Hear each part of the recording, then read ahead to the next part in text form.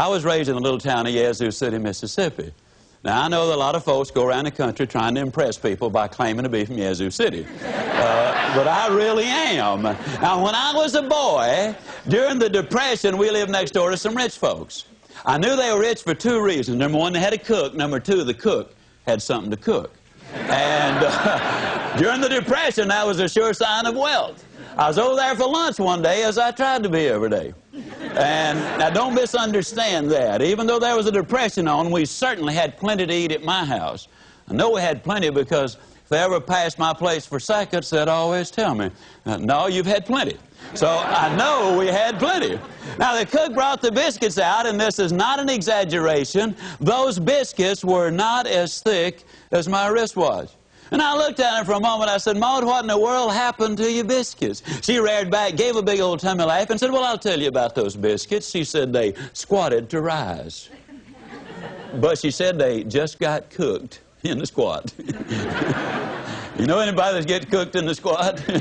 You know anybody who's going to do something just as soon as, or they're half a mind to do such and such a thing? You ever have anybody say, well, you know, wait till the kids get out of school and then I'll really get involved in this project. We got so many things going on right now. Wait till they're out of school. Wait till summertime comes and then I'll really get busy. The kids get out of school, you know what they say then? Well, you know, I didn't realize it, but I got to take the kids somewhere every day. I had more time when they were in school. Wait till they get back in school and then I'll really get busy. Kids get back in school, you know what they say then? Well, you know, for the first time in 19 years, dear old Central High has finally got a winning football team, and you got to support the kids there. Wait after the football season is over, then I'll really get busy. Football season, then, you know what they say then? Well, here it is, Thanksgiving and Christmas and New Year's, and people don't want to be bothered with this sort of thing this time of year. Wait after the first of the year, man, then I'll really get busy. After the first of the year, you know what they say?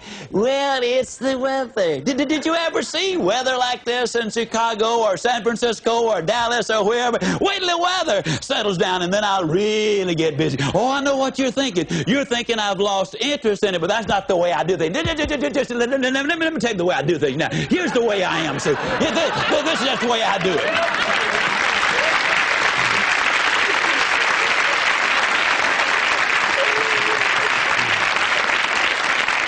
See, the way I do things is I get everything organized. I get it lined up. I have everything in just such and such order. And then, man, once I get it all put together, that's when I really get after it. I mean, that's just the way. I've always been that way. Do things that way. I know some of these other folks are hitting me right now, but you just wait. I'll catch them. But this weather, it is just so horrible. Wait till it clears up. And the weather clears up, you know what they say then? Well, here it is. It's Easter time. And Easter time, you know, that's a family time. And we always spend a lot of time together. And you said so yourself. The family is extremely important to you. You do the work for the family, and if you can't spend some time with them, you might as well not do all the work. I mean, wait till after Easter's over, then I'll really get busy. And then after Easter, you know what they say?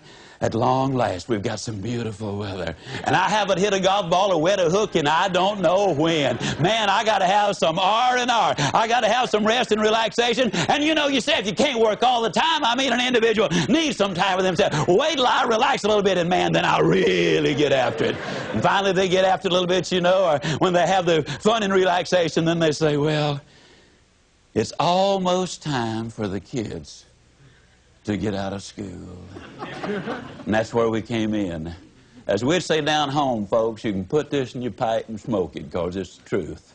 The people who wait for Aunt Matilda to move out, or John to get on the day shift, or the new models to come out, or the new mayor to come in, or for the new advertising campaign to get started. The people who wait on the new senator in Washington, or until inflation slows or the rate of interest come down, the people who wait for changes to take place out there before they do the changing in here are flat going to end up getting cooked in the squat. The rule is simple. You do it now. You do it now.